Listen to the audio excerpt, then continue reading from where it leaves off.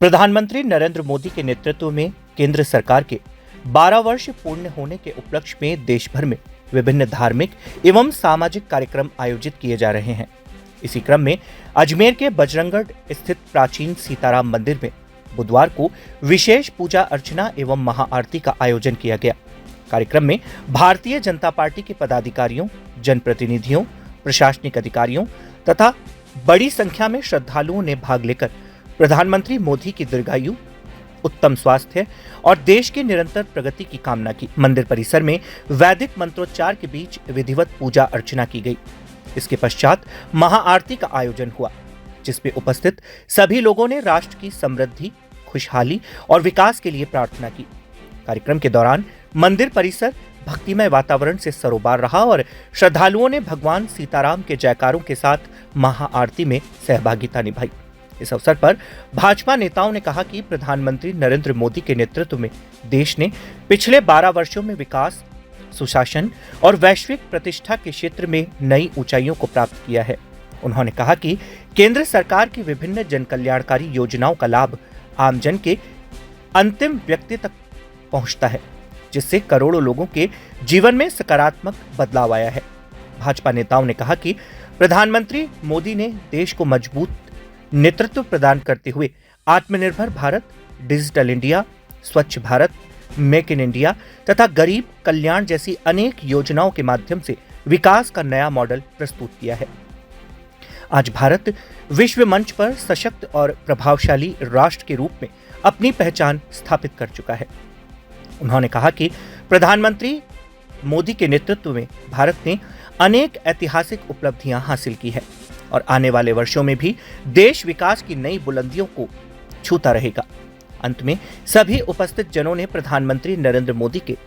स्वस्थ, दीर्घायु और सफल जीवन की कामना करते हुए राष्ट्र हित में उनके नेतृत्व और अधिक सशक्त बनने का संकल्प व्यक्त किया।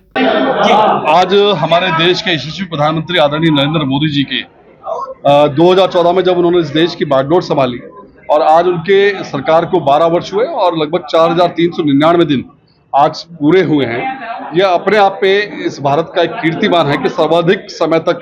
किसी सार्वजनिक कार्यपालिका के पद पर माननीय नरेंद्र मोदी जी रहे हैं। मैं कह सकता हूं कि निश्चित रूप से उनका ये जो यशस्वी 12 वर्ष का जो काल रहा है, इस काल ने इस देश को मैं कह सकता हूं कि एक नई दिशा प्रदान की और वैश्विक पटल पर कहीं न कहीं भारत का जो मान, स्वाभिमान आज बढ़ा है, ये अपने आप में एक अनुकरणीय उदाहरण है। और मैं कह सकता हूं कि उनकी इस पहल के कारण ही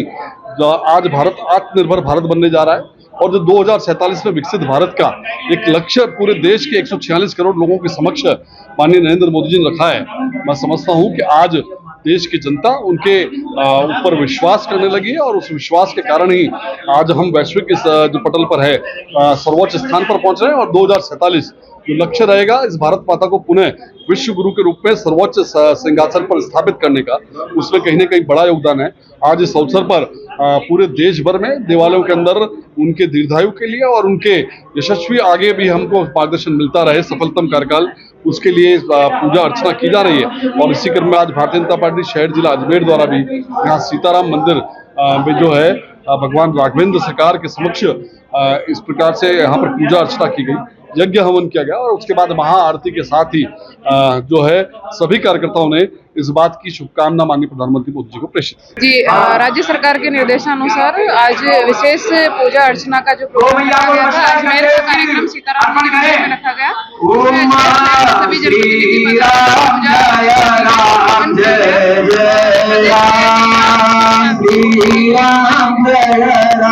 देश के यशस्वी प्रधानमंत्री और भारत के लोकतंत्र इतिहास में सबसे लंबे समय तक निरंतर निर्वाचित रहे